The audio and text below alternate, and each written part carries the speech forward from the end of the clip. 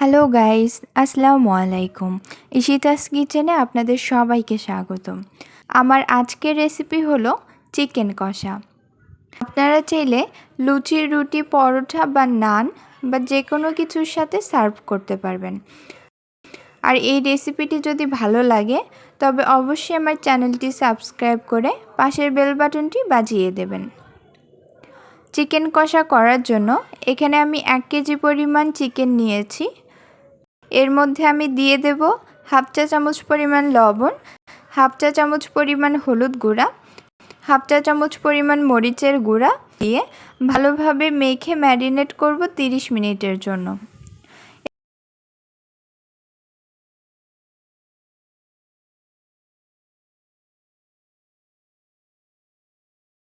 এবার আমি একটা প্যান নিয়েছি। প্যানে 2 টেবিল চামচ পরিমাণ রান্নার তেল নিয়ে নিলাম। তেলটা হালকা গরম হয়ে আসলে এর মধ্যে দিয়ে দেব 2টা তেজপাতা, 2টা এলাচ ও 3টা দারচিনি।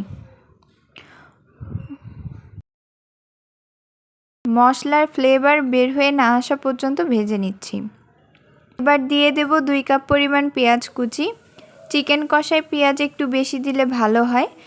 পেঁয়াজটি ভালোভাবে ভাজা না হলে গ্রেভিটা ভালো হয় না।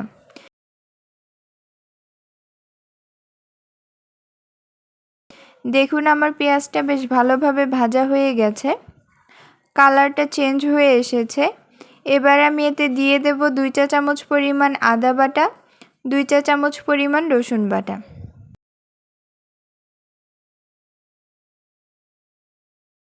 আমি আরও 1 মিনিটের মতো ভালোভাবে ভেজে নেব। ভাজা হয়ে আসলে 1 মগ পানি দিয়ে দেব।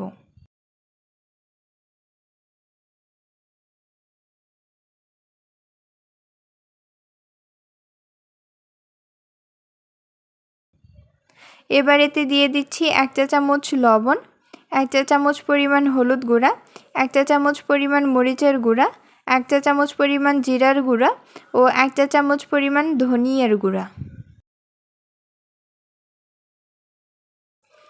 এবার সবগুলো একত্রে ভালোভাবে কষিয়ে নেব। মশলা কষানোর উপরে রান্নার স্বাদ অনেকটা ডিপেন্ড করে, তাই মশলা ভালোভাবে কষিয়ে নিতে হবে।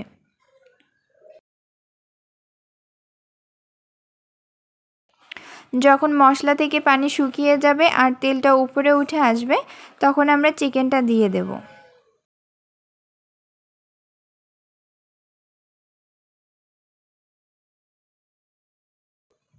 আমি চিকেনটা দিয়ে দিয়েছি। এবার মশলার সাথে চিকেনটা 5 মিনিটের মতো ভালোভাবে কষিয়ে নেব।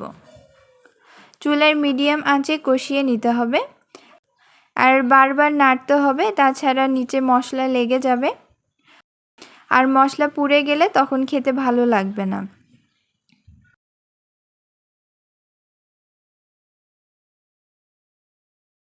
5 মিনিটের মতো মশলার সাথে চিকেন কষিয়ে নিয়েছি। এবার ঢেকে দেব 10 মিনিটের জন্য। এ সময় চুলার আঁচ লো থাকবে। চিকেনে আলাদা করে আমি কোনো পানি ব্যবহার করব না। ফিরে আসছি 10 মিনিট পর। এবার আমি এতে টক দই দিয়ে দেব।